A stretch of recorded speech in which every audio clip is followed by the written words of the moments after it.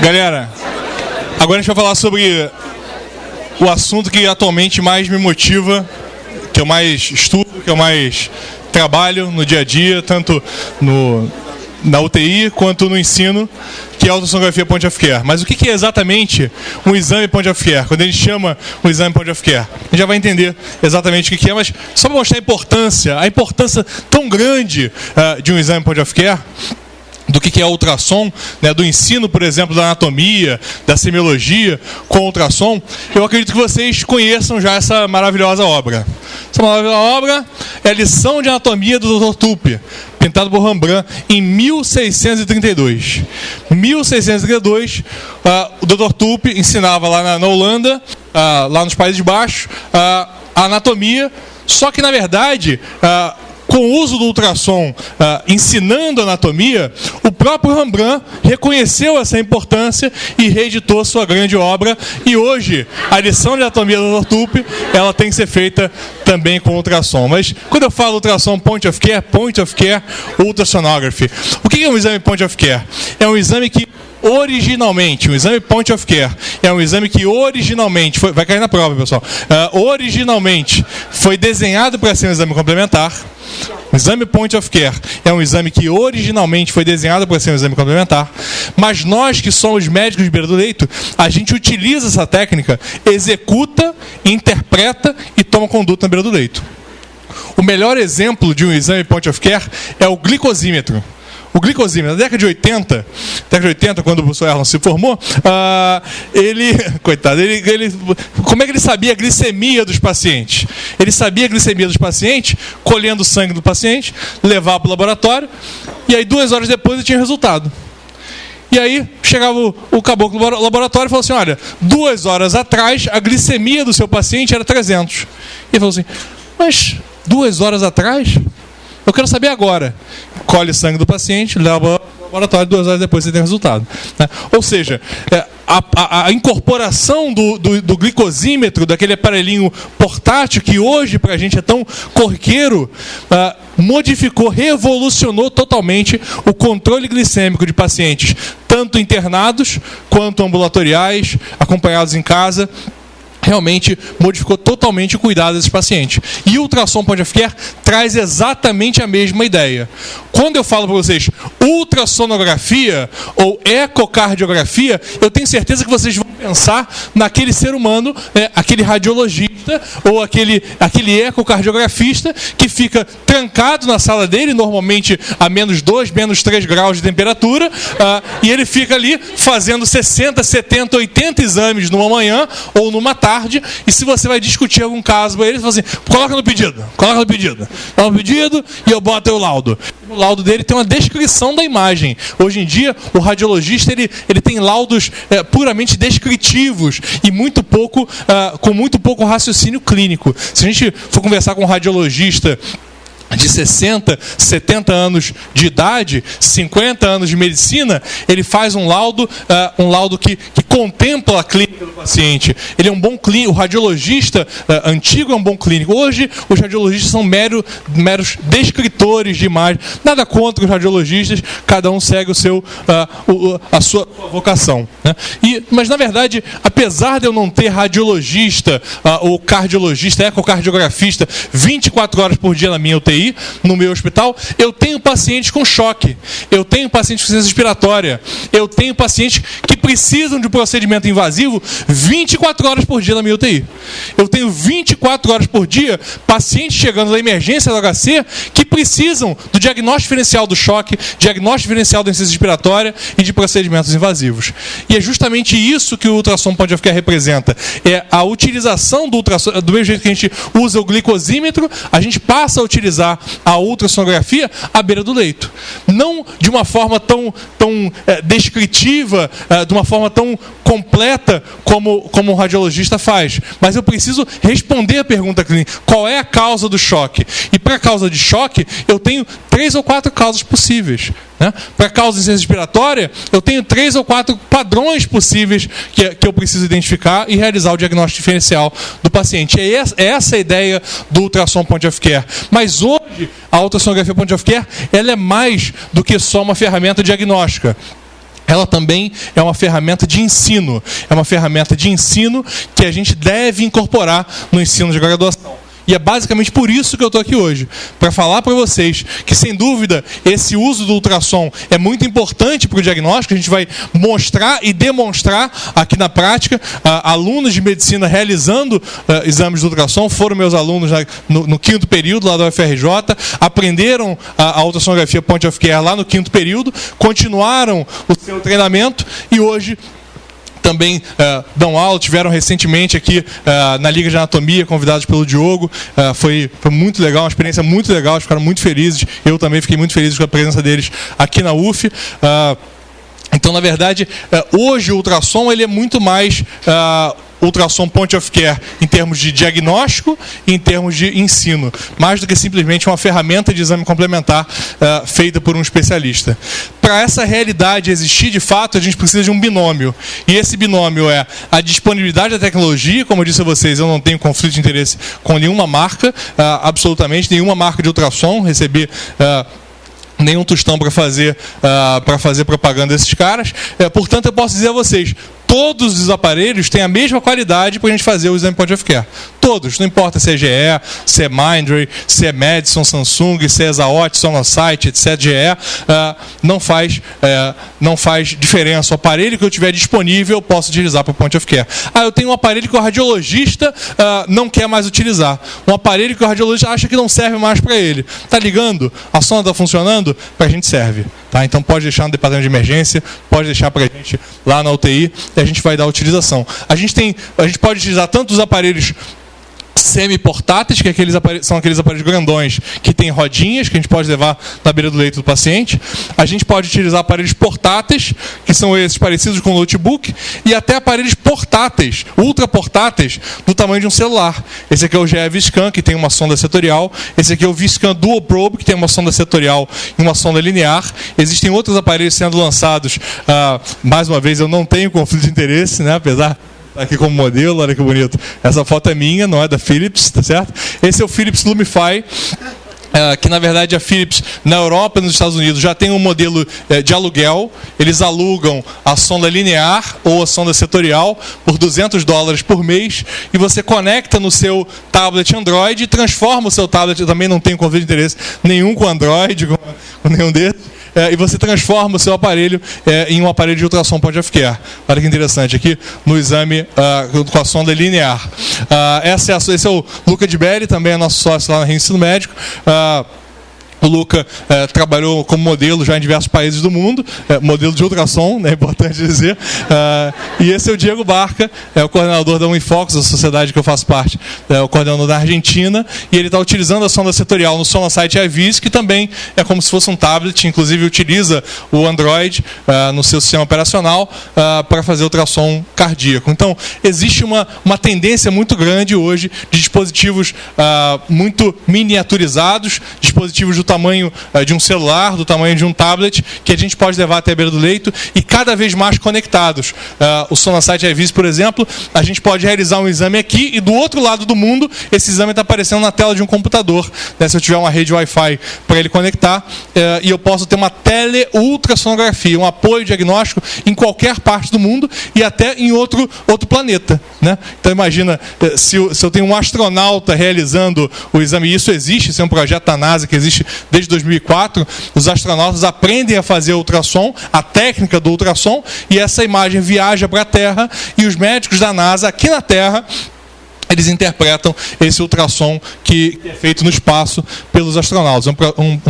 Um projeto da Universidade de Detroit, junto com a NASA, tocado pelo Scott Dutrovsky. Mas para a gente conseguir implementar a prática do ultrassom point of care, para a gente de fato implementar a prática do ultrassom point of care, a gente precisa desse binômio. E esse binômio é a disponibilidade da tecnologia e o ensino. E a prática. E como que evoluiu a prática do ultrassom point of care no mundo? A primeira utilização foi na década de 70, na Alemanha e no Japão.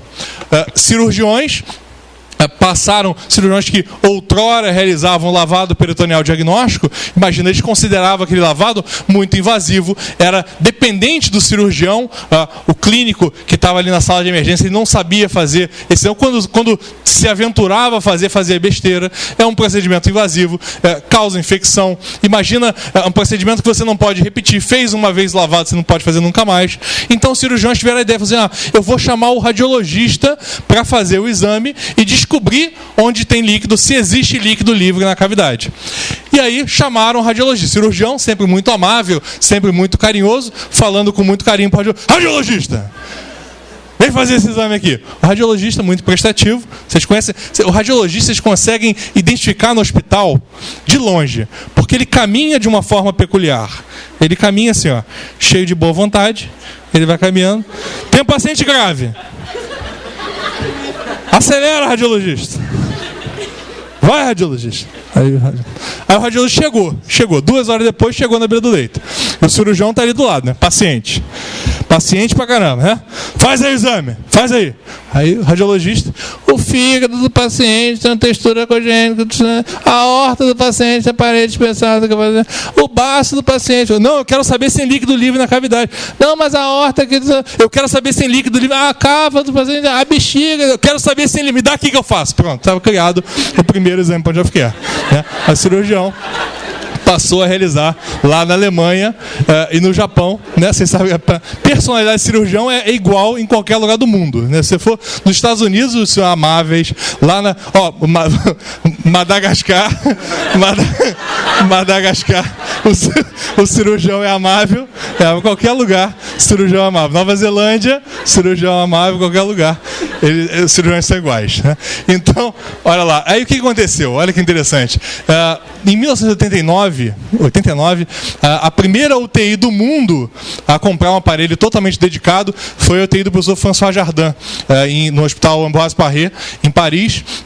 E eles adquiriram esse aparelho muito por conta da ecocardiografia, é verdade, mas foi justamente com esse equipamento, um equipamento de 1982, que o professor Daniel Lichtenstein deu os primeiros passos com a ultrassonografia pulmonar. É o maior precursor, o mais pioneiro do mundo, foi inclusive criticado, humilhado, esculachado nos congressos. Mas o ultrassom pulmonar, o pulmão é cheio de ar, não dá para ver essa desgraça e tudo mais. E ele defendendo, e hoje realmente tudo isso que a gente ensina de ultrassom point of care. Ele publicou o primeiro trabalho da literatura do exame dos pés, da cabeça aos pés do paciente, foi no Intensive Care Medicine em 1992. Então, sem dúvida, se a gente está hoje aqui falando de ultrassonografia point of care, é por conta do professor Daniel Lichtenstein. É um grande nome, sempre é tão reconhecido, mas ele, sem dúvida, é o maior nome do ultrassom point of care em todo o mundo. Os americanos da década de 80, o Colégio Americano de Cirurgia passou a incorporar isso que existia já na Alemanha e no Japão. Os americanos fazem isso muito bem, né? Pegaram algo que já existia, colocaram um nome bonito, chamaram de FAST, Focus Assessment for Trauma, e passaram a vender cursos de FAST no mundo todo. Nós criamos. Mas a Alemanha não presta não, bombardeamos já. E o Japão também bombardeamos. Então, é nosso, é FAST e custa aqui $1.000 aqui o curso. Olha que beleza, FAST. Está aqui a American College of Surgery. Desde 1984, o Colégio Americano de Medicina de Emergência, desde 1994, o American College of Emergency Physicians recomenda que todo emergencista, na sua formação e na sua prática, realize ultrassom point of care. Em todo emergencista, todo centro de formação, deve existir a formação em ultrassonografia point of care. Inclusive, aqui no Brasil, no HPS, no Hospital de Pronto-Socorro, no HC, com o Fred, lá no Ceará, assim, a formação em ultrassonografia point of care é muito, muito forte, muito presente, são realmente motivo de muito orgulho para o nosso país. Aqui no Brasil, a primeira descrição da utilização da ultrassonografia point of care em uma série de casos foi na UTI da Santa Casa, aqui do Rio de Janeiro, em 1991, no colégio, no Congresso Latino-Americano e Ibero-Americano de Medicina de Emergência e Medicina Intensiva. No serviço do professor Marcos Knibel, lá na Santa Casa, 2 plantonistas, inclusive, essa acho que é monja, deve ser monja. A monja ficava lá fazendo ultrassom, né, com todo respeito, não sei se é parente de alguém aqui, eu estou falando aqui, não é monja não, é minha mãe. Nossa, imagina. Nunca aconteceu, graças a Deus. Descreveram aqui uma série de casos, foram 13 casos em que a ultrassonografia mudou completamente a conduta dos pacientes na beira do leito. Nessa UTI do professor Marcos Knibel. Em 2000, mais precisamente em 2007, foi fundada a primeira e única sociedade mundial totalmente voltada para a difusão da ultrassonografia point of care no pré-hospitalar, na emergência, e na terapia intensiva, que é o InFocus, a World Interactive Network Focused on Critical Ultrasound. Eu faço parte da InFocus desde 2011, sou membro do board de diretores da InFocus desde 2015. E, na verdade, a ideia da InFocus foi criada por um cirurgião e emergencista lá da Itália, de Milão, no Hospital Niguarda Cagranda, que é o Luca Neri. Luca, ele teve 3 anos em Moçambique, num acordo de cooperação entre o governo italiano e o governo moçambicano, em uma cidadezinha chamada Marromeu. Tem alguém de Moçambique aqui? Não? Não, ninguém de Moçambique. Mas eu já dei aula para alguns alunos de Moçambique, inclusive aqui na UF, e ninguém conhece Marromeu, né? E ele teve nessa cidadezinha 3 anos lá. E a cidade mais próxima se chama Beira, fica a 200 quilômetros. E justamente por incorporar a ultrassom no dia a dia, ele não tinha nenhum outro médico naquela localidade, e só por incorporar a ultrassom e fazer, por exemplo, triagem durante a gestação das pacientes lá em Marromeu, ele conseguia definir que pacientes poderiam fazer o parto normal e que pacientes deveriam ir para a Beira e fazer o parto cesáreo com segurança. Ele reduziu a mortalidade materna naquela cidade em 50%. 50%. Quando ele retornou à Itália, em 2000, ele falou: eu preciso reunir as pessoas que fazem ultrassom point of care no mundo, e ele fez isso pela primeira vez em 2004. Ele passou a entrar em contato por e-mail, inclusive com um emergencista lá de Porto Alegre, o Fernando Silva, um dos staffs lá do HPS. O Fernando, na época, ele já estava fazendo a residência lá em Nova York, no Brooklyn. Mas o Fernando é um dos membros fundadores da InFocus. Ele tinha feito o mestrado dele na França em contusão pulmonar, usando ultrassom pulmonar, e realmente a InFocus desde então, em 2004 foi o primeiro congresso mundial, 2005, 2006, 2007 foi a fundação da InFocus, e atualmente esse ano a gente vai ter o 13º congresso mundial em Rosário, na Argentina. Estão todos convidados, mas é convite assim, né, não dá para pagar a passagem para vocês, né, a inscrição, né? Só do Erlon, aí eu consigo para ele. Olha lá, galera. Então, Rosário, a gente realiza os cursos da InFocus aqui no Rio de Janeiro, em outros estados também. Desde 2011. 2011 foi o primeiro curso que a gente organizou aqui no Rio de Janeiro. Inclusive, o primeiro curso já da Rio, quando a Rio Ensino Médico estava instituída, né, a gente teve a presença do José Pazelli, que é nosso coordenador nacional, e do Miguel Montórfano. Miguel Montórfano é o atual presidente da InFocus, lá de Rosário, da Argentina. Mas, como eu disse a vocês, qual é o momento ideal para o médico aprender ultrassom point of care? O momento ideal é agora. Não interessa se ele está no primeiro período, no segundo período, no 12º período. Eu ainda escuto algumas gargalhadas, doutora, quando eu falo primeiro período, mas é verdade. O aluno do primeiro período, se você entrar no meu Instagram, entra lá no meu Instagram, é um Pereira MD. MD de Medical Doctor, não é do que você está pensando, não. É um Pereira MD. Eu durmo pouco mesmo. Mas ainda durmo pouco. Entra lá no Instagram, é um Pereira MD. Tem lá alunos do primeiro e do segundo ano da faculdade realizando ultrassonografia. Não entendi. Nunca mais eu vou dormir. Isso aí. Michael Douglas. Essa alegria. E lá... Em 2014, houve a publicação pelo Scott Solomon, que é a Universidade de Harvard, de um artigo, 2014, no New England Journal of Medicine. E realmente esse artigo revolucionou, é uma perspectiva, né, de um editorial lá no New England Journal of Medicine, falando sobre o ensino do ultrassom point of care na graduação. E ele fala justamente sobre uma geração de novos médicos. Vocês vocês, uma geração de novos médicos que deverão ser treinados para utilizar essa tecnologia como extensão dos seus sentidos. Assim como diversas gerações fizeram com o estetoscópio. Mas para isso acontecer, a gente precisa incorporar o ultrassom na prática médica, no currículo médico das universidades. Certo? Ah, você decorou? Eu já falei isso muitas vezes, né? Então já sei esse texto aí. Então olha que interessante. A gente ensina o aluno da medicina, e de outras graduações também, mas nossa principal atividade é na medicina, a fazer diagnóstico utilizando ultrassom, e, além disso, aprender anatomia, fisiologia, clínica médica, também calibrar o seu exame físico na semiologia utilizando ultrassom. Olha que interessante esse trabalho, é um trabalho de 2005, que mostra o seguinte: ela é só uma ilusão de ótica. Ela está fazendo assim com a caneta, é só ilusão de ótica. Ela não está quebrada, a caneta não está quebrada. Faz assim para todo mundo ver, faz assim. Agora faz, doutora. Está aqui falando, ela tá... a caneta não está quebrada, ela é mágica, tá? Ela é mágica. Olha lá, como é que ela chama, doutora? Doutora Ana Carolina, olha que maravilha esse trabalho. Esse trabalho mostrando o seguinte, que imagina a sensibilidade e especificidade de médicos realizando semiologia tradicional e de alunos no final do primeiro ano da faculdade fazendo ultrassom. Para lesões valvulares como um todo, a sensibilidade dos alunos 89% com ultrassom e dos médicos fazendo semiologia tradicional 50%. De cada dois pacientes com lesão valvar, o aluno com ultrassom detecta, na maioria das vezes, os dois. E o médico detecta só um.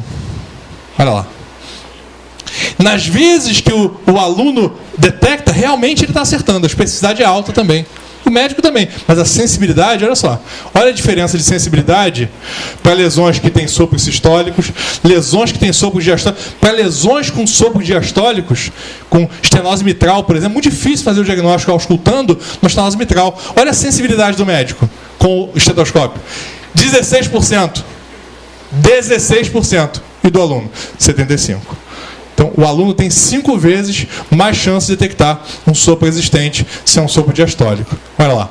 Para aumento de ventrículo esquerdo, o aluno tem maior acurácia. Disfunção do ventrículo esquerdo, hipertrofia do ventrículo esquerdo. Olha lá. Tanto para disfunção, para dilatação, hipertrofia e valvopatias, o aluno tem mais sensibilidade. Ele tem mais especificidade para o diagnóstico de dilatação. E a gente começou a, de fato, ensinar ultrassonografia point of care.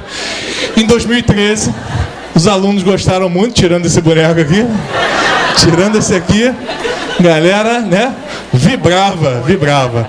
Foi 2013, lá no FRJ. E quando eu comecei como professor substituto da medicina intensiva, dava aula na semiologia também. E não sei se vocês sabem, todo professor substituto, quando começa a trabalhar, ele tem um professor mais velho que toma conta dele, para não fazer muita besteira, né? Então o substituto tem um mais velho, pode ser um adjunto, assistente, associado, titular, que fica tomando conta dele. E aí eu cheguei para esse professor, eu tinha esse meu tutor, e falei para ele: professor, eu vim aqui para ensinar ultrassom. Eu vim para a universidade para ensinar ultrassom. Aí ele me falou: ah, não faz não, deixa para lá. Eu falei: ah, professor, mas poxa, deixa eu fazer isso na semiologia, na medicina intensiva. O que o senhor acha, professor? Ah, não, é melhor não, deixa para lá. A radiologia não vai gostar. Não, eu falo com a radiologia. Não, deixa que eu falo. Aí deixei passar uma semana, né? Fui lá falar com ele de novo. E aí, professor, o senhor falou com a radiologia? Radiologia? Falei. O que eles falaram, professor? Que não. Melhor não. Deixa pra lá. Né? E aí, o que aconteceu? Um dos meus alunos na época, 2013, era o Dr. Lucas, também um espírito desbravador e inconsequente como o meu, né? No semestre seguinte, o Dr. Marcos Bettler também foi meu aluno, e eu propus a eles: falei, galera, olha só, eu tenho 2 opções.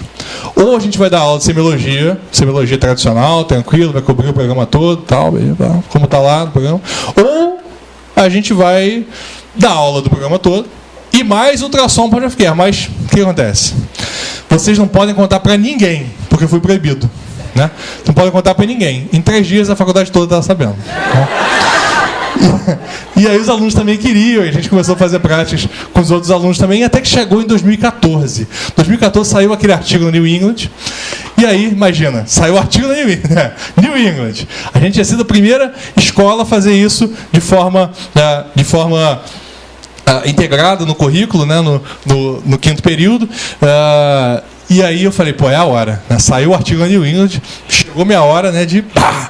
Peguei o e-mail dos 150 professores do departamento, mandei: professores, gostaria de dizer aos senhores que se saiu esse maravilhoso artigo na New England Journal of Medicine sobre ultrassom na graduação, e gostaria de dizer que a UFRJ foi pioneira.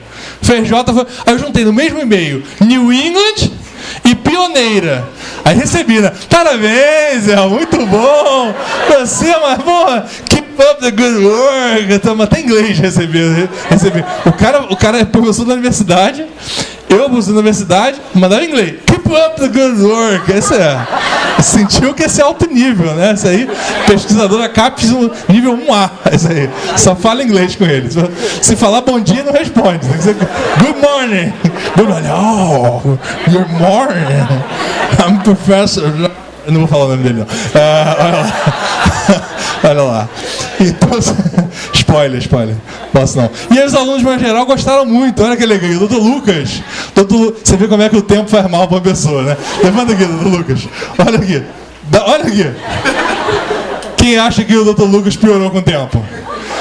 Quem acha que ele melhorou com o tempo? Doutor Erlon! Uma salva de palmas, doutor Erlon!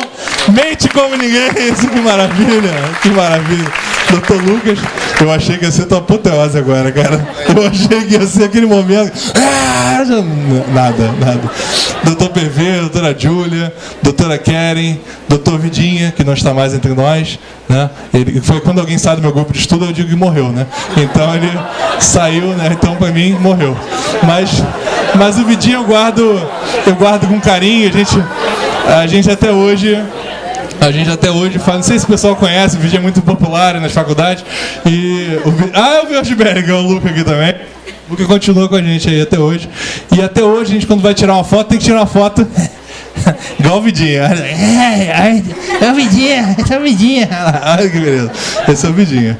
Saudade do Vidinha. Então, de maneira geral, os alunos gostam muito. A ideia não é a gente acabar com o ensino da semiologia tradicional, muito pelo contrário, mas de fato palpar uma carótida, sabendo onde a carótida de fato está. Palpar o fígado, sabendo onde ele está. Eu não quero de forma nenhuma acabar com a semiologia tradicional. De forma nenhuma. Eu ensino ainda o sinal do piparote, mas ensino o sinal do piparote, mas mostro para os alunos com ultrassom point of care que de fato esse paciente tem ascite, né? Claro, pela inspeção, para eles, tem ascite, mas eu estou vendo o fígado, o rim, vejo que não tem, que tem líquido livre na cavidade abdominal desse paciente. Aqui, no ano passado, no simpósio, segundo simpósio, aliás, no nono simpósio, a gente teve aqui, foi sempre uma alegria, sempre sou muito bem recebido aqui na UF. A gente já tinha feito, o Flávio conheceu no simpósio, no congresso da Liga de Trauma, lá da FRJ, e aí o Flávio me chamou para fazer um minicurso aqui na UF. A gente fez junto com a Liga, foi o primeiro minicurso. Depois, no simpósio, a gente sorteou o segundo e o terceiro, e hoje, no final da aula, só para quem ficar até o final, a gente vai sortear o quarto e o quinto cursos que vão ser lá na sede da Ensino Médico, lá em Botafogo. Então, aguardem. Só para quem ficar até o final, beleza? Só alegria. Agora, para a gente entender um pouquinho mais sobre o ultrassom, é importante a gente conhecer alguns princípios físicos. Primeiro, o ultrassom é uma onda. E existem 2 tipos de onda. As ondas mecânicas e... Olha o frisson. Quem fizer silêncio concorre ao curso. Não pode rir. Olha lá, existem 2 tipos de onda: as ondas eletromagnéticas e as ondas mecânicas. O ultrassom é uma onda mecânica ou eletromagnética? É uma onda mecânica, ou seja, precisa dos meios, precisa do nosso meio biológico para se propagar. E quais são as características da onda que a gente tem que conhecer? Primeiro, comprimento de onda, que é o início, é a distância entre o início da onda e o início da onda seguinte. Tá vendo? Comprimento. onda com grande comprimento de onda, onda com pequeno comprimento de onda.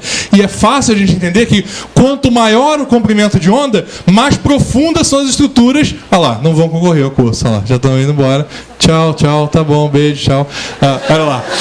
Então, quando eu tenho um grande comprimento... Santou de novo ele, olha lá, quer concorrer ao curso. Grande comprimento de onda, eu consigo examinar estruturas profundas. Pequeno comprimento de onda, eu só consigo examinar estruturas superficiais. Grande comprimento de onda, estruturas profundas. Pequeno comprimento de onda, estruturas superficiais. Beleza? Tranquilo? Agora, vocês podem me perguntar, Elmo, que interessante, gostei dessa ideia do comprimento de onda. Tem algum outro conceito importante? Tem a frequência. A frequência, na verdade, o que é? É a quantidade de ondas por segundo. Quantidade de ondas por segundo. E a fórmula, qual é a fórmula que relaciona comprimento e frequência? Velocidade é igual a frequência vezes comprimento. Velocidade igual a frequência vezes comprimento. Mas nos tecidos biológicos, a velocidade é relativamente constante. 1.540 metros por segundo. A velocidade é constante. Se a velocidade é constante, a gente pode dizer que a frequência, no ultrassom diagnóstico, a frequência é o inverso do comprimento. Então o raciocínio é exatamente o mesmo, doutora Bruna. O raciocínio é exatamente esse. Grande comprimento de onda, ou seja, baixa frequência, estruturas profundas. Grande comprimento de onda, baixa frequência, estruturas profundas. Pequeno comprimento de onda, ou seja, alta frequência, estruturas superficiais. Beleza? Tranquilo? Mas o que é uma frequência baixa, moderada, alta? Frequência baixa de 1 a 5 MHz. A gente trabalha na faixa de MHz. Frequência baixa de 1 a 5 MHz. Frequência moderada, 5 a 10 MHz. Alta frequência, mais que 10 MHz. 1 a 5, 5 a 10, mais que 10 MHz. Beleza? Tranquilo? Frequência é o inverso do comprimento de onda. E aí vocês podem me perguntar, Elmo, quando eu estou examinando uma estrutura profunda, o ultrassom ele não passa por uma estrutura superficial? Sim. Ele não mostra a imagem da estrutura superficial? Sim. Por que eu não utilizo só sondas que trabalham com grande comprimento de onda? Pelo seguinte, olha que interessante. Se eu tenho esses dois pontos A e B, esses dois pontos estão examinados pela mesma onda. Olha que interessante, caíram na mesma onda. Se eles caem na mesma onda, o aparelho só consegue discriminar um pontinho. Agora, se eu agora passo a trabalhar com pequeno comprimento de onda, ou seja, alta frequência, esses mesmos dois pontos A e B caíram em ondas diferentes. Então o aparelho consegue discriminar e mostrar esses dois pontos. Então a qualidade da imagem, a resolução da imagem é melhor. É como se aqui eu trabalhasse com VGA, que eu trabalhasse com a televisão analógica, e aqui eu trabalhasse em Full HD. Tá certo? Aqui eu trabalho em Full HD. Beleza? Então qual é o meu limite? O meu limite da frequência do comprimento de onda é a profundidade. Se eu tenho uma estrutura superficial, eu tenho certeza que eu vou trabalhar com grande qualidade da imagem, mas a profundidade vai ser baixinha. Mas beleza, uma estrutura superficial. Se eu tenho uma estrutura profunda, se eu estou trabalhando com uma estrutura, examinando uma estrutura profunda, eu preciso aumentar o comprimento de onda, ou seja, reduzir a frequência. A gente tem que ter a consciência de que eu estou perdendo a qualidade da imagem, resolução da imagem. Beleza? Tranquilo? Maravilha. Agora, como é que o ultrassom funciona exatamente? Imagina, dentro desse sonar, né, que funciona exatamente com o mesmo princípio do ultrassom, o sonar, que está presente em navios, em submarinos, que mostra para a gente as baleias azuis, que mostra para a gente os icebergs, outros navios, outros submarinos, etc. A gente tem o ultrassom com diversos cristais, diversos elementos piezoelétricos. E esses cristais, eles, quando são estimulados, eles vibram. Quando ele vibra, o cristal vibra, ele emite um pulso. Ele emite um pulso, esse pulso caminha até a estrutura de interesse, até a estrutura que eu quero examinar. Essa estrutura reflete o ultrassom e retorna na forma de eco. O ultrassom emite pulso, recebe o eco. Emite o pulso, recebe o eco. Então o aparelho, o que ele faz? Ele mede o tempo. O tempo que leva para o pulso ir e o eco retornar. Quanto maior o tempo para o pulso ir e o eco retornar, maior a distância, porque a velocidade sempre a mesma. A velocidade é sempre a mesma. 1.540 metros por segundo. Na água, 1.540 metros por segundo. Então, o que o aparelho faz? Ele emite um pulso e recebe um eco. Emite um pulso, recebe um eco. Quando o eco que é refletido, o ultrassom que é refletido nesse ponto, ele demora mais tempo para descer e voltar do que esse aqui. Para descer e voltar. Portanto, quando aparecer lá na tela do ultrassom, esse ponto que corresponde à reflexão mais próxima vai ficar mais superficial, porque no ultrassom a região mais superficial da tela é a pele do paciente, é a superfície do mar, certo? E olha o que vai acontecer. E olha o que vai acontecer. O pulso vai, o eco retorna, o pulso vai, o eco retorna e começam a surgir pontos brilhantes, pixels brilhantes na tela. Isso acontece muito mais rapidamente do que a imagem está mostrando, mas de fato esses pontos brilhantes vão surgindo, e na verdade o mesmo ultrassom ele pode parte da energia refletir em uma imagem, em uma superfície, e outra parte da energia continuar o seu caminho, sofrer, portanto, refração. Portanto, o mesmo pulso pode gerar mais de um eco. O mesmo pulso pode gerar mais de um eco, que retornam à sonda em momentos diferentes. Já que eles retornam em momentos diferentes, eles geram pontos, pixels, em profundidade diferente. O que acontece? É a mesma coisa que acontece em todos os cristais, todos os elementos formando a imagem do peixe. Então a região mais superior da tela, é a pele do paciente. Sempre vai ser a pele do paciente. Tranquilo? E o aparelho sabe a distância das estruturas pelo tempo que leva para o pulso ir e o eco retornar. Como essas estruturas estão em movimento, mais fácil ainda a gente reconhecer. Porque imagina, quando eu olho essa estrutura aqui, eu estou olhando pontos, manchas na tela, né? E as meninas, de modo geral, não é sexismo isso é uma constatação biológica, elas têm uma estereognosia, um conhecimento das formas mais global, e o homem é mais pontual. Então as meninas, quando olham essa estrutura, esse conjunto de estruturas aqui, já reconhecem o animal, inclusive a raça do animal. Os homens, quando olham, nós, né, seres inferiores, nós olhamos, tá aqui, ó, tireoide, tá aqui, ó, tireoide. Olha o rim, reconheci, ó, já sei o ultrassom. O rim com a pelve dilatada, hidronefrose. Ó, fiz um diagnóstico aqui, o mapa da França, aqui, ó, onde começou lá o Ponte of Guerre. Olha que beleza. 2 pontos aqui, ó. Esse aqui são 2 moscas, né? E quando a gente coloca a imagem para se movimentar, a gente de fato reconhece qual é a raça, qual é o animal. Então, como que você chama, velho? O Alberto, ele está maravilhado, porque ele realmente está vendo só a tireoide, agora ele olha, que animal é esse, Alberto? Um dálmata, que beleza. E as 2 mosquinhas que a gente vê voando aí, nada mais são do que o rabinho, indo para um lado, para o outro. É exatamente a mesma coisa que acontece quando nós examinamos as estruturas que se movem no nosso corpo. Por exemplo, essa estrutura que tem uma região hipoecóica, uma região hipoecóica, líquido, outra região hipoecóica, olha lá. 4 cavidades compostas por líquido, estão vendo? Eu estou encostado na região, no tórax do paciente, então essa aqui é a região do tórax, e estruturas que se movem sem conhecer nada de ultrassom, eu olho essa estrutura e reconheço como sendo o quê? Coração, olha que beleza. Como eu estou com a sonda encostada no ictus, no ponto de máximo impulso, eu tenho certeza que a cavidade mais próxima da pele, nesse momento, lá no ictus, qual é a cavidade mais próxima? O ventrículo esquerdo. Então esse aqui é o ventrículo esquerdo. Esse é o ventrículo direito. Olha lá, o ventrículo direito. Entre o ventrículo esquerdo e o ventrículo direito, a gente tem essa estrutura. Que estrutura é essa? Septo interventricular, átrio esquerdo e átrio direito. Que estrutura é essa? Septo interatrial. Se esse é o átrio esquerdo e esse é o ventrículo esquerdo, que estrutura é essa aqui? Abre e fecha. Válvula mitral, olha que beleza. A válvula mitral presa pelas cordoalhas tendíneas nos músculos papilares. Olha, eu não sei vocês, eu fico arrepiado todas as vezes que eu vejo isso. Olha, válvula mitral, músculos papilares, ou melhor, cordoalhas tendíneas e músculos papilares. Olha a tricúspide, abre e fecha. Olha que Que beleza. Eu podia ficar aqui a noite inteira só olhando essa imagem, esse coração. Olha lá. Então, observa, a gente vai trabalhar basicamente com 3 sondas. 3 sondas ou transdutores, são sinônimos. E o que vai dizer para a gente que sonda que eu vou utilizar?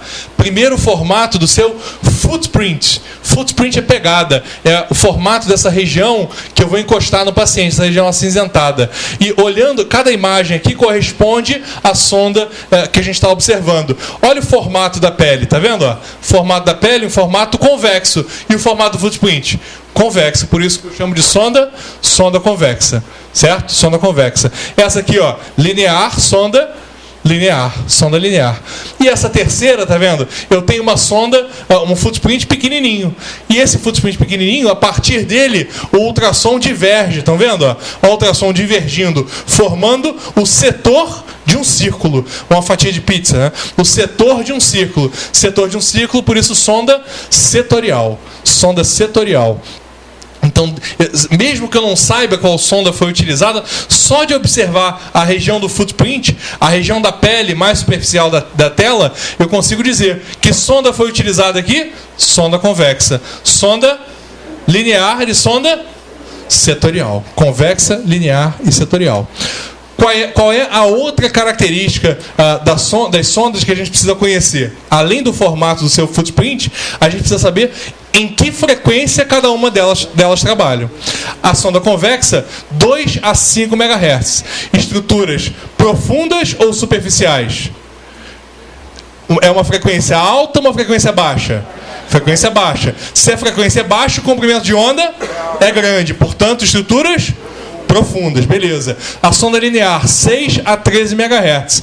6 a 13 MHz, frequência moderada a alta. Se é moderada a alta, eu tenho um pequeno comprimento de onda, eu só consigo examinar estruturas superficiais. Beleza, superficiais. E a sonda setorial? A sonda setorial tem 1 a 5 MHz.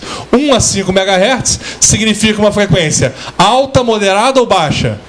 Baixa. Portanto, também estruturas profundas. Então vocês estão observando que a gente tem duas sondas de baixa frequência e uma sonda de alta frequência. Quando que eu vou utilizar a setorial, quando eu vou utilizar a convexa? Isso vai depender do formato da janela acústica. A sonda que eu vou utilizar vai depender, além da sua profundidade, vai depender da janela acústica. E o que é janela acústica? Janela acústica é o local por onde o ultrassom passa até chegar na imagem de interesse. O que é janela acústica? Local por onde o ultrassom passa até chegar na imagem de interesse. Então imagina, se eu estou examinando o coração, aqui pela região paraesternal, qual é a minha janela acústica? Janela acústica é o espaço intercostal. Beleza? Se eu estou examinando o coração, a minha janela acústica é o espaço intercostal. Se eu estou examinando o coração, aqui pelo abdômen, por onde que o ultrassom vai passar? Pelo lobo esquerdo hepático. Então a janela acústica é o lobo esquerdo hepático. Quando eu estou examinando aqui, na janela paraesternal, ou seja, no espaço intercostal, eu tenho uma janela acústica estreita ou larga? O que vocês acham? Estreita. Qual sonda eu vou utilizar? Convexa ou setorial? Sonda convexa. Ou sonda setorial. Sonda setorial. Porque se eu tenho uma janela acústica estreita, eu vou utilizar uma sonda com footprint pequenininho. Agora, se eu não tenho problema com a janela acústica, imagina, eu vou examinar a aorta. Para examinar a aorta, não interessa que a profundidade é muito alta. Mas a sua aorta tem 30 centímetros de profundidade. Pode ir embora, tá? 30 centímetros de profundidade. Eu vou utilizar baixa frequência, mas eu não estou preocupado com a janela acústica, porque eu não tenho osso na frente, eu não tenho ar na região epigástrica, na região pélvica, então eu consigo examinar a aorta adequadamente. Beleza? E onde que eu vou examinar? Eu vou examinar no corpo todo. Como diria o professor Lichtenstein, whole body ultrasonography. Ultrassonografia de corpo inteiro. Beleza? Estou quase falando que nem o titular. Né? Whole body ultrasonography. Então eu posso fazer, por exemplo, ultrassom de tórax. Que sonda é essa que eu estou utilizando? Sonda linear. Alta frequência ou baixa frequência? Alta frequência. Estruturas profundas ou superficiais? Superficiais. E quando eu faço ultrassom pulmonar, olha que interessante, se eu for olhar no Harrison, por exemplo, na Bíblia, na medicina interna, olha lá, a imagem ecográfica é inútil para avaliação do parênquima pulmonar.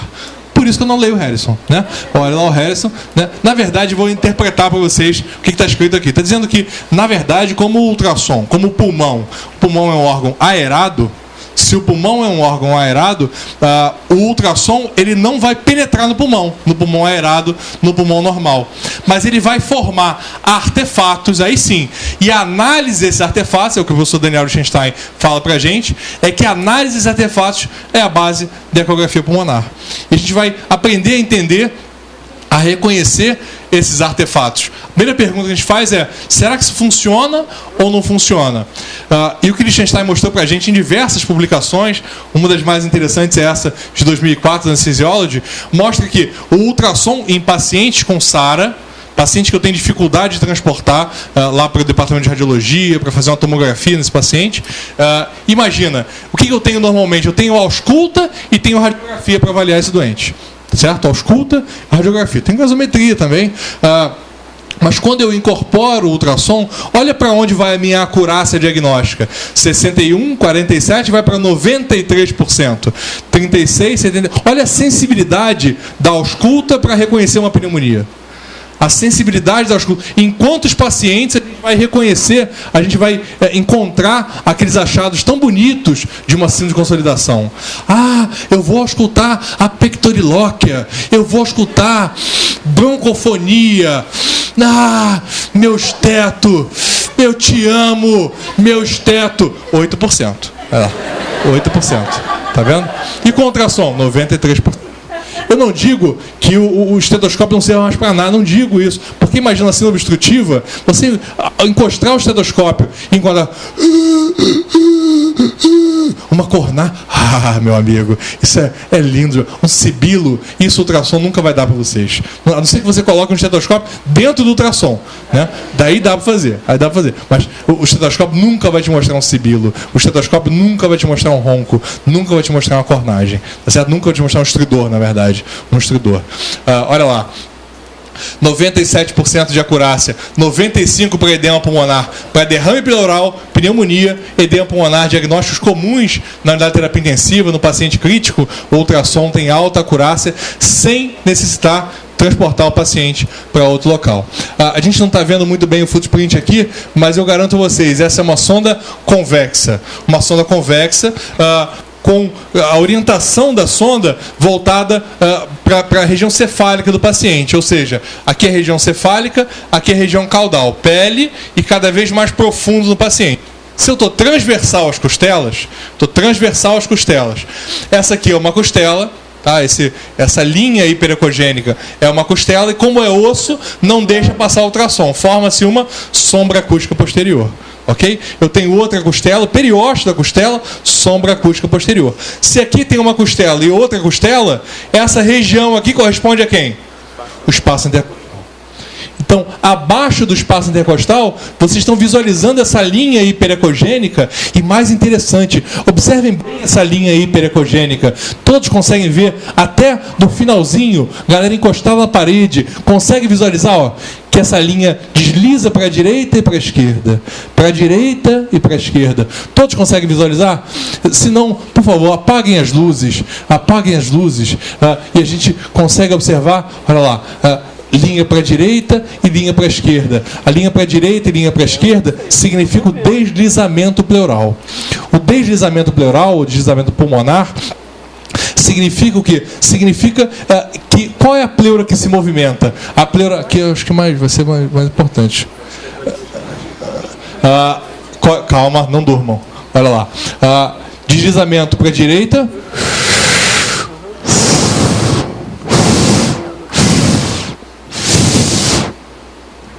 E para a esquerda. Qual é a pleura que desliza? A pleura visceral ou a pleura parietal?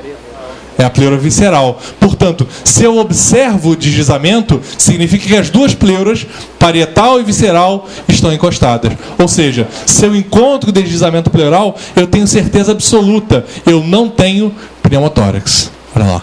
Não tenho pneumotórax. Mas o ultrassom, olha lá, quando ele incide nessa linha pleural, aqui abaixo eu só vou ter ar. Se eu tenho ar, eu tenho reflexão de 100% do ultrassom. 100% do ultrassom vai e volta, vai e volta, vai e volta. Fica reverberando, reverberando. Cada vez que o ultrassom vai e volta, ele vai e volta, vai e volta, e ele retorna com tempos diferentes. Olha, vamos dizer que para ir e voltar a primeira vez levou 1 milissegundo.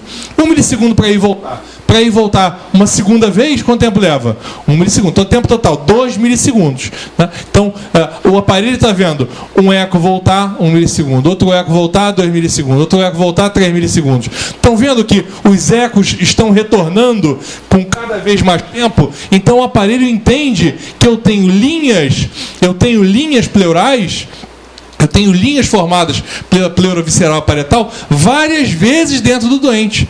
O aparelho não estudou anatomia, ele não sabe disso, mas a gente sabe. Então, quando a gente olha essas linhas, eu tenho certeza que abaixo da linha pleural tem ar. Eu não sei se algum de vocês já foi ao Grand Canyon. Eu nunca fui ao Grand Canyon. Mas quando eu for ao Grand Canyon, eu vou chegar lá bem na beiradinha do Grand Canyon, bem na beiradinha. Com licença, aqui, eu estou bem na beiradinha, isso aí, bem na beiradinha do Grand Canyon. Vou olhar para um lado, olhar para o outro, para não achar que eu estou maluco. Quando eu chegar bem na beiradinha do Grand Canyon, o que vai ter na minha frente? Quando eu chegar bem na beiradinha do Grand Canyon, o que tem na minha frente, doutora? Nada, nada, nihilista, não! Eu vou ter ar, como nada? Nada só tem lá no vácuo, né? Então, nada não, eu tenho ar. Então eu vou chegar lá bem na beiradinha e vou gritar: pleura! Pleura! E eu tenho certeza que eu vou escutar: pleura, pleura, pleura. Pleura, pleura, pleura, pleura. Pleura, pleura, pleura, pleura. Exatamente a mesma coisa que a gente observa aqui, olha. Pleura, pleura, pleura, pleura. Pleura, pleura, pleura, pleura. Pleura, pleura. Olha, o eco da pleura. Significa, portanto, que abaixo da linha pleural tem ar. Elmo, se abaixo dessa linha pleural tiver um pneumotórax, abaixo da linha pleural tem, se é pneumotórax, eu tenho ar. Portanto, o padrão dessa região subpleural vai ser exatamente o mesmo. Elmo, como assim? Peraí, eu tô aqui até 8 horas da noite para você me falar que o padrão do pulmão normal e do pneumotórax é igual do padrão subpleural, porque abaixo tem ar. Mas você já viu de antemão que a pleura do paciente deslizava, que havia deslizamento pleural. Quando há deslizamento pleural, tenho certeza, não há pneumotórax. Portanto, na verdade, se eu tenho deslizamento e eu tenho as linhas de reverberação, pleura, pleura, pleura. Pleura, pleura, pleura. Eu sei que abaixo da linha pleural tem um pulmão aerado. Um pulmão aerado. Não diga um pulmão normal. Diga um pulmão aerado, porque a gente tem doenças que cursam com pulmão aerado. No DPLC, o que eu tenho? Pulmão aerado. Na asma, o que eu tenho? Pulmão aerado. Problema na via aérea. Né? Se eu tenho TEP, o problema é vascular. É vascular. Então, pulmão aerado. Pulmão aerado. Pneumotórax, pulmão. Aí não é aerado, mas eu tenho ar abaixo da linha pleural. E essas linhas de reverberação eu chamo de linhas A. Linhas A foi a descrição do professor Daniel Lichtenstein. Pleura, pleura, pleura. Pleura, pleura, pleura. Pleura, pleura, pleura. Eu acho que é assim que fala em francês, não sei. Mas pleura, pleura, pleura, pleura. Pleura, pleura, pleura. Ele fala pra gente. Agora, imagina que ao invés de ter um pulmão que é aerado, ele 99% ar. E aquele 1%, né? Aquele parênquima, né? 1% parênquima. Agora, quando o paciente passa a ter uma síndrome congestiva, o que acontece? Aí o ultrassom, imagina, os septos interlobulares vão ficando mais espessos, mais líquidos, mais inchados, edemaciados, e aí o ultrassom consegue entrar no parênquima. Quando o ultrassom consegue entrar no parênquima, ele passa a formar essas linhas. Você tá botando 0 minutos? Ah, não, 10 minutos, tá certo. Essas linhas passam a formar linhas verticais, significa uma síndrome congestiva. Quando o parênquima está totalmente consolidado, totalmente desaerado, eu passo a visualizar, de fato, o pulmão como se fosse o fígado. O pulmão como se fosse o fígado com... Estão cortando meu microfone já. Olha lá. Com as linhas, essas linhas glicogênicas permeando o pulmão, que são o broncograma aéreo. O broncograma aéreo, que é justamente do mesmo jeito que a gente tem na radiologia simples, na tomografia, o broncograma como ferramenta para diferenciar uma atelectasia de uma pneumonia, a gente faz aqui. Tem broncograma, pneumonia. Não tem broncograma, é uma atelectasia. Então, quando a gente olha essa imagem, uma imagem consolidada, mas sem broncograma, é uma atelectasia causada por esse grande derrame pleural. Eu estou realizando o exame aqui pela região lateral do paciente, né, e na região lateral eu vejo o diafragma, o fígado e uma grande região anecóica, pretinha. Preto é líquido, olha lá, é líquido, e esse grande derrame pleural está colapsando o pulmão, está gerando uma atelectasia. Então, vocês viram que a gente tem 4 padrões. Um padrão de linhas A, um padrão de linhas B, essas linhas verticais, um padrão C de consolidação e um padrão D de derrame pleural. E a partir daí, a gente realiza o diagnóstico diferencial do paciente. Linhas A é ar abaixo da linha pleural, pode ser um pneumotórax. Eu vou olhar se tem deslizamento ou não. Atelectasia, DPOC, asma e TEP, eu tenho um pulmão ainda aerado. A atelectasia na fase inicial. Na fase tardia da atelectasia, a gente já tem consolidação. Edema cardiogênico, edema por hipervolemia, pneumonia, SARA, eu tenho padrão de linhas B. A pneumonia e a atelectasia eu vou diferenciar pela presença de broncograma ou não. O derrame pleural, transudato ou exudato, o ultrassom pode sugerir, mas de fato a gente vai realizar esse diagnóstico diferencial através dos critérios de Light após uma toracocentese, que a gente vai fazer inclusive utilizando o ultrassom, né? Eu posso utilizar o ultrassom para fazer o diagnóstico de disfunção diafragmática. Então esse aqui é o diafragma do nosso paciente, olha lá, um paciente emagrecido, um paciente doente, né? É o Luca, olha lá. Quando eu tenho, durante a inspiração, espessamento diafragmático, para você ter ventilação mecânica, eu posso estubar esse paciente. Ele não tem disfunção diafragmática, pelo menos pelo parâmetro do diafragma, né? A gente tem outros parâmetros para estubar.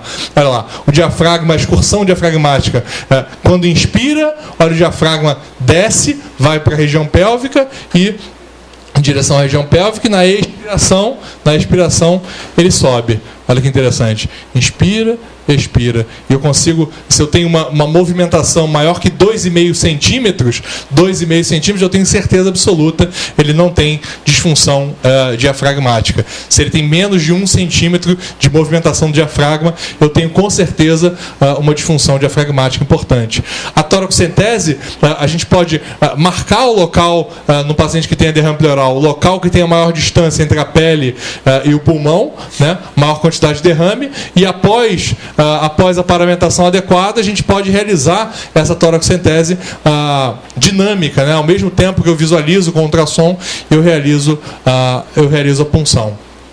A ecocardiografia, a gente vai responder as 4 perguntas principais no ultrassom point of care, são os protocolos FATE e RUSH. Então imagina, quando eu olho o coração, eu estou numa janela numa janela subcostal ou subchifoide, aqui abaixo do processo chifoide. Portanto, a estrutura mais próxima da sonda é o fígado, o lobo esquerdo hepático. Portanto, olha lá, esse é o fígado. Qual é a cavidade cardíaca mais anterior, mais próxima da sonda? Mais anterior, ventrículo direito. Mais anterior do ventrículo direito. A mais posterior, a mais distante da sonda, mais distante da pele, é o átrio esquerdo. A maior de todas, o ventrículo esquerdo, certo? Se esse é o VD e esse é o ventrículo esquerdo, esse aqui é o septo. Olha o que está acontecendo com o enchimento ventricular e o que acontece durante a contração cardíaca. Durante o enchimento, vocês observam que tanto o ventrículo esquerdo quanto o ventrículo direito praticamente não enchem. E quando eles contraem, o que acontece? As paredes, ó, as paredes se beijam. Kissing walls. Kissing walls, ou para aqueles que são pouco românticos, né? Fala de beijo. Beijo, não. Obliteração sistólica do ventrículo esquerdo. Tá? Obliteração sistólica do ventrículo esquerdo. Ou kissing walls, paredes que se beijam. Obliteração sistólica do ventrículo esquerdo. Ela foi, deu um beijinho nele. Tá? Bonitinho, isso aí, que parabéns, muito bom, fofo. Você vê que o ultrassom também é amor, né? Medicina de emergência hoje, amor para sempre, não é não? Dr. Fred, amor para sempre. Olha lá, quando eu quando eu utilizo ultrassom da veia cava inferior e observo que existe um colapso, paciente fora de ventilação mecânica, outro beijinho, calma, olha lá, existe um colapso inspiratório, olha lá, um colapso inspiratório total, a gente observa que o paciente de fato tem sinais de hipovolemia, uma pressão média de enchimento sistêmico baixo, portanto, olha como é que é o timing, né? Vai chegando no final e vai acendendo a luz, que maravilha, excelente. Derrame pericárdico, também que pode cursar com tamponamento. Um paciente com ventrículo esquerdo disfuncionante, o ventrículo esquerdo que praticamente não contrai, muita dificuldade de contrair. O ventrículo direito, mais uma vez na janela subcostal, o ventrículo direito maior do que o VE. Isso vocês nunca vão encontrar na normalidade. O ventrículo direito, ele é menos que 60%. A área do ventrículo direito é menos que 60% da área do VE. E o que a gente está observando? Que o ventrículo direito está maior. E olha o kissing walls, olha que bonito. Ó. Kissing walls. Kissing walls. Para de beijar, meu Deus. Isso aí, kissing walls. E após a trombólise, já que era um paciente chocado, necessidade de drogas vasoativas, de norepinefrina, olha o que aconteceu com o ventrículo direito após a trombólise. Olha o tamanho do ventrículo direito, como é que diminuiu. Mais importante, olha o ventrículo esquerdo que não enchia nada, e agora começa a encher, após a trombólise. Então, além de um parâmetro muito interessante de diagnóstico, também um parâmetro de monitorização, de acompanhar realmente a nossa eficácia terapêutica. O ultrassom abdominal, ele serve para diversas aplicações. Uma delas é o diagnóstico de líquido livre na cavidade, né? de ascite ou hemoperitônio, se for o caso de um paciente politraumatizado. Esse é o diafragma. O fígado, examinando na janela hepatorrenal. Portanto, fígado, e esse aqui é o rim. Olha que bonitinho. O rim, esse é o espaço hepatorrenal, o espaço de Morrison. Existe algum líquido, doutora Bruna? A senhora está vendo alguma imagem hipoecóica entre o fígado e o rim nessa região? Alguma imagem hipoecóica? Não. Ou seja, exame negativo. E agora? Agora a senhora vê? Líquido, o paciente tem líquido livre, olha lá, ele tem uma região anecoica entre o fígado e o rim, portanto, exame positivo. Num paciente que não urina, essa aqui é a bexiga do paciente, tá vendo? Ele tem até um pouco de ascite aqui acima da bexiga, mas ele parou de urinar. Imagina um paciente cateterizado, ele tem um cateter vesical de demora, e ele para de urinar. Se ele para de urinar, ele pode ter insuficiência renal, não está produzindo urina, ou o cateter obstruiu. E como é que a gente vai fazer esse diagnóstico? Encosta a sonda ali na região suprapúbica, na região pélvica do paciente, e a única coisa que tem dentro da bexiga do paciente é o balonete. A bexiga completamente vazia, ou seja, o paciente de fato tem uma insuficiência renal, ele não está produzindo urina. A gente fez esse diagnóstico simplesmente encostando a sonda na região suprapúbica do paciente. A região pielocalicial, que normalmente ela é completamente esse é o rim, né? Esse é o rim, normalmente essa região é mais hiperecogênica. A gente observa que a região pielocalicial agora está dilatada, anecoica, dilatada, ou seja, essa é uma hidronefrose. Ainda é uma hidronefrose leve, mas se a gente não tratar, não identificar, de fato, esse rim todo pode virar um grande saco de urina. Esse é um paciente que a gente está fazendo o exame da vesícula biliar. Então a gente está vendo que tem uma parede espessada, paciente com dor hipocôndrio direito, parede espessada, uma imagem hiperecogênica no infundíbulo da vesícula com sombra acústica posterior. Isso é igual a colelitíase, com a parede espessada, um pouquinho de líquido perivesicular. Isso é igual a colecistite. Diagnóstico de colecistite rapidamente, utilizando o ultrassom point of care. Para o acesso vascular, a gente também tem um grande benefício, especialmente em paciente como o nosso garoto propaganda aqui, né? Imagina, alguém foi tentar fazer uma subclave jugular, estava impensável aqui, não tinha pescoço, né? Fizeram subclave, pneumotórax. Fizeram do outro lado, pneumotórax. Imagina, quem quer pegar um acesso desse paciente sem utilizar o ultrassom? Né?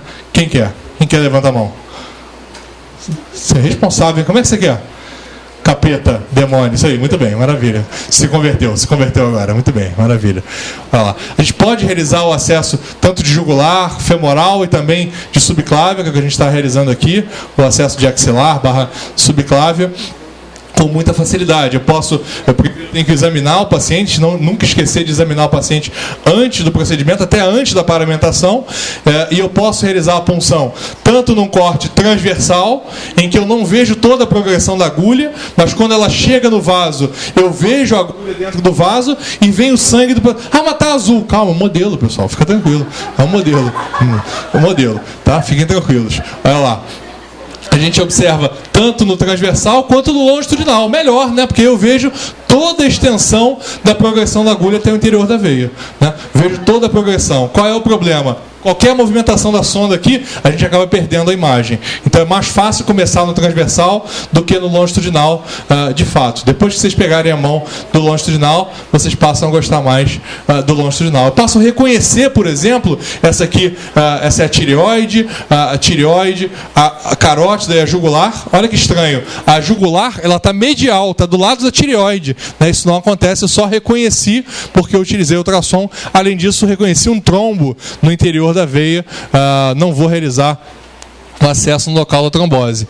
De modo que o guideline da Unifocus de 2012 recomenda um grau de recomendação forte, com um grau de consenso muito bom, nível de evidência A, esse é o grade, a forma de publicar, a forma de apresentar evidências, né? Que a gente utilize o ultrassom point of care para colocar acesso de curta e longa permanência utilizando o ultrassom. Tá certo? Maravilha? Para o diagnóstico de trombose, a gente tem também uma acurácia muito alta, 96% de sensibilidade à trombose venosa profunda proximal sintomática. Olha lá, essa é uma veia femoral e durante a compressão, observem, ela desaparece completamente lá na entrada da veia safena magna. A artéria femoral comum continua patente. Tá certo? Agora, se eu tenho um trombo, desde a inspeção eu já consigo visualizar. Se eu não vejo na inspeção, eu realizo a compressão, ela tem que desaparecer completamente, como é o caso dessa veia poplítea. A gente faz o exame nesses dois segmentos, na femoral superficial, na femoral profunda, femoral comum e na poplítea. Ok? Tranquilo? Estamos terminando, pessoal. Ultrassom neurológico, a gente pode, é o projeto principal da NASA, a gente pode utilizar para observar de fato a bainha do nervo óptico, o diâmetro da bainha do nervo óptico é medido a 3 milímetros de profundidade, certo? A gente está conseguindo ver inclusive um papiledema aqui, mas a dilatação do nervo óptico, eu vou jogar o microfone nessa capeta aqui, ó. Diga lá, doutora, pode falar para a gente aí. Eu adoro isso aqui. Parece que ele atenua as cordas vocais da pessoa aqui. Nem ri, ela ri. Olha lá. Então, a bainha do nervo óptico, a distância entre a dura mater de um lado e do outro, eu vejo o papiledema, e é mais precoce, inclusive, do que a fundoscopia para a gente detectar a hipertensão intracraniana, é totalmente não invasivo. Mas, de fato, a gente não realiza ultrassom point of care só em um ponto, só no ultrassom cardíaco, só no ultrassom pulmonar. A gente sempre faz ultrassom point of care da cabeça aos pés do paciente. Então, é um protocolo que avalia pulmão ao mesmo tempo que o coração, ultrassom da veia cava, das jugulares, para realizar, por exemplo, o diagnóstico diferencial do choque ou da insuficiência respiratória do paciente. Beleza? A gente vai fazer uma demonstração prática, rápida, que a gente já recebeu aqui o papelzinho aqui de 1 minuto, então a gente tem 1 minuto para fazer uma demonstração rápida. Vou contar com o Marcos e o Lucas e o nosso modelo, por favor. Nosso modelo que vai se despir aqui na frente. Calma. Melhor? Beleza. Show. Então essa região que vocês estão observando é a pele do paciente. O Lucas vai encostar a sonda no nosso paciente. Aqui é a pele. Pele, partes moles, costela, sombra acústica posterior. Costela, sombra acústica posterior. Quem está aqui? Linha pleural. Inspira, Otton. Puxa o ar, linha pleural para a direita. Solta o ar. Linha, pode aumentar um pouquinho o ganho. Isso. Inspira. Para a direita. Expira. Para a esquerda. Para a esquerda. Ou seja, a gente tem certeza que o Otton, pelo menos no pulmão direito, não tem pneumotórax, né? Teve deslizamento, tranquilo na região anterior. Não tem. Troca a sonda para mim para a convexa, por favor, para a gente visualizar se ele tem linhas A de fato ou se ele só tem, se ele tem linhas B, se ele tem alguma pneumonia. Está tossindo, Otton? Que beleza. Olha lá. Isso já é um dado muito significativo para a ausência de pneumonia. Então, com a sonda convexa, a gente vai observar também a região mais superior, convexa. E qual é a profundidade da imagem? Daqui até o final. Qual é a profundidade? 13 centímetros. 13 centímetros. Então, observa. Nessa região, como a gente está mais medial, eu estou aqui já está a costela, mas se a gente for um pouquinho mais medial, a gente vê a cartilagem, essa bolinha, a cartilagem, costa external. Pode diminuir um pouco o ganho. Diminui um pouco o ganho. Isso. Olha lá. Faz abaixo com a lateral. Olha lá. Pleura, pleura, pleura, pleura. Baixo com a... Isso, ó, melhorou. Olha lá. Pleura, pleura, pleura. Pleura, pleura, pleura. Pleura, pleura, pleura. E como a gente já sabe de antemão que o Otton não tem pneumotórax, de fato ele tem um pulmão aerado. Tem um pulmão aerado. Pelo menos o pulmão direito dele, né, ele pode ir para casa hoje e falar assim: mãe, tem um pulmão direito, tranquilo, né, tá? Se eu tiver o esquerdo ruim, né, o direito está salvo, tá certo? Tranquilo? Beleza? Sem queixa, então, fica melhor ainda. Melhor ainda. Se alguém auscultar não tiver sibilo, fica mais legal ainda. Só que o Otton, ele chegou para a gente com hipotensão. E aí? Agora que ele tem hipotensão, o que a gente pode fazer também? A gente pode fazer ultrassom cardíaco. Né? Eu fiz ultrassom pulmonar e não encontrei no ultrassom pulmonar a causa da hipotensão do nosso paciente. Então, o que a gente pode fazer? A gente pode colocar uma sonda para a gente examinar o coração. Para a gente examinar o coração pela janela paraesternal, que sonda vocês sugerem? Linear, convexa ou setorial? Setorial. A plateia pediu setorial, setorial será. Olha lá. Então o Marcos vai começar com um corte transversal do coração, e a gente vai observar nessa fase inicial só o ventrículo esquerdo e o ventrículo direito. Olha só, ventrículo esquerdo e ventrículo direito. Olha que bonito.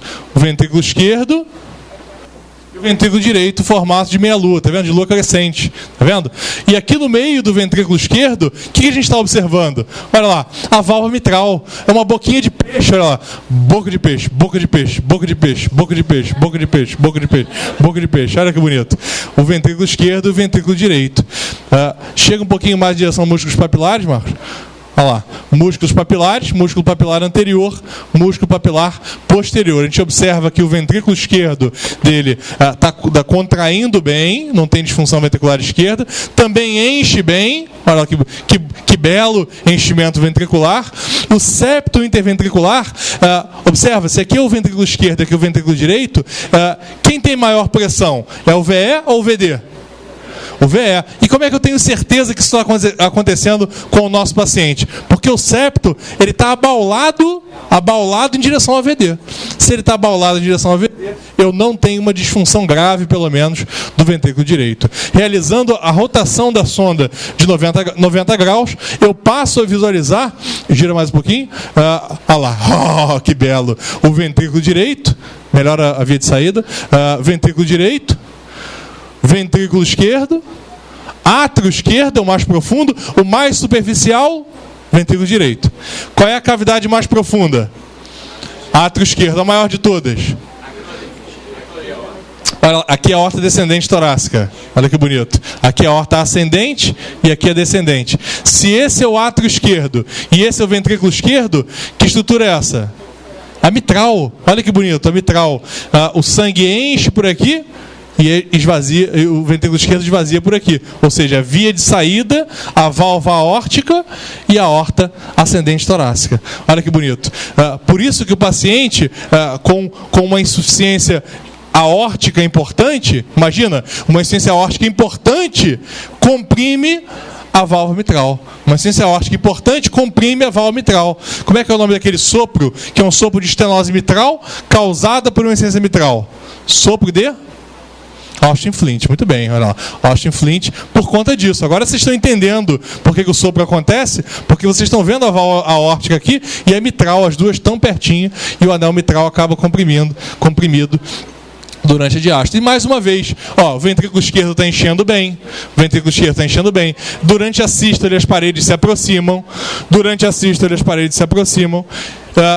que mais? Não tem derrame pericárdico, não tem derrame pericárdico, e até agora o Otton está bem. Mas como ele sofreu um acidente vindo para cá, ele foi atropelado por um caminhão, a gente vai fazer o exame abdominal também do Otton. Lucas, pode fazer o fast, por favor?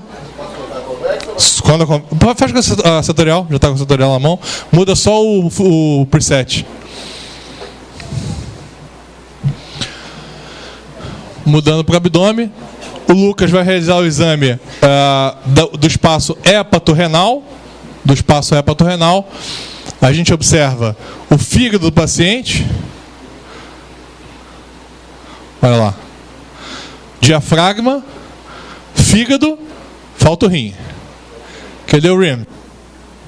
Rims. Rims. O rim do nosso estimado Otton, e entre o fígado e o rim, nessa região, sobe um espaço intercostal. Olha lá, fígado, espaço intercostal para baixo. Olha lá, o rim, marcador bem encefálico mesmo. Olha lá, rim, eu não tenho nenhum líquido entre o fígado e o rim do paciente. Certo? Vamos fazer o exame agora do espaço espleno-renal, do mesmo lado, do lado contrário, na mesma região, com o marcador voltado para a região cefálica.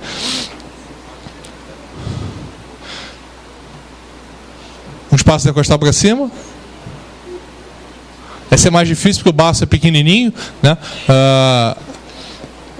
Esse é mais uma vez o rim do paciente, diminui um pouquinho o ganho. Esse é mais uma vez o rim, e entre o rim e o baço, deixa eu ver se eu te ajudo um pouquinho.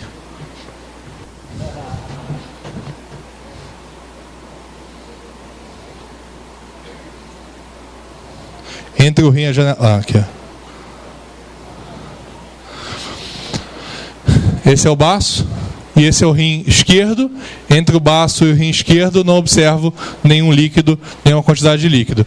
E por fim, a região pélvica do nosso paciente. Vou observar. Olha lá, essa é a bexiga, tá? É líquido na cavidade, mas não é líquido livre.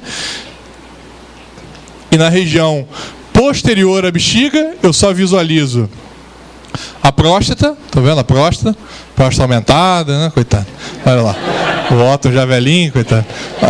E na região externa não precisa cavucar tanto a bexiga dele, coitado. O cara vai sofrer aqui. Olha lá. Na região externa, eu vejo onde é a parede interna, mas a parede externa é difícil da gente conseguir delimitar, porque justamente não tem líquido livre na região externa, a bexiga do paciente, ou seja, um exame negativo. Além do exame cardíaco, do exame pulmonar, do exame abdominal, a gente poderia fazer o exame dos membros inferiores, mas a gente não vai expor aqui mais o Otton, mas a gente pode fazer o exame neurológico. O exame neurológico eu posso fazer a bainha do nervo óptico e a pupila. A bainha do nervo óptico. Já.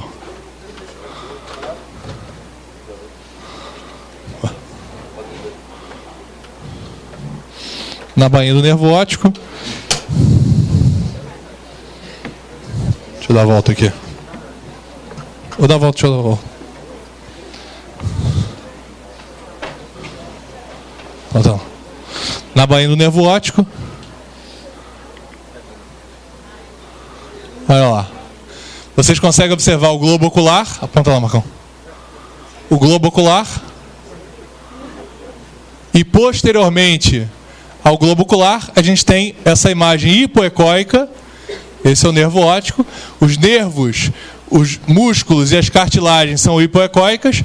E a bainha do nervo óptico é o exame, o diâmetro dessa imagem, látero-lateral. Látero-lateral, transversalmente.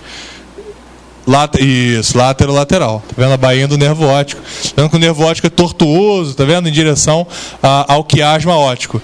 E além disso, a pupila do paciente, imagina um paciente que pós-operatório de madeirocirurgia ou um trauma, um TCE, que a gente precisa examinar, de fato aumenta o ganho, diminui a profundidade, a gente precisa examinar essa pupila. Uma paciente tem um edema periorbitário muito significativo, a gente pode realizar o ultrassom da pupila, e o reflexo fotomotor com a transiluminação da pupila.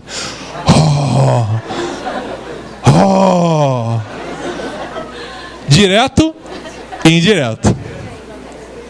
O que eu acho mais interessante é que a gente mostra o coração, o pulmão e a pupila, galera. Pupila! Galera, muito obrigado, foi um prazer enorme. Valeu.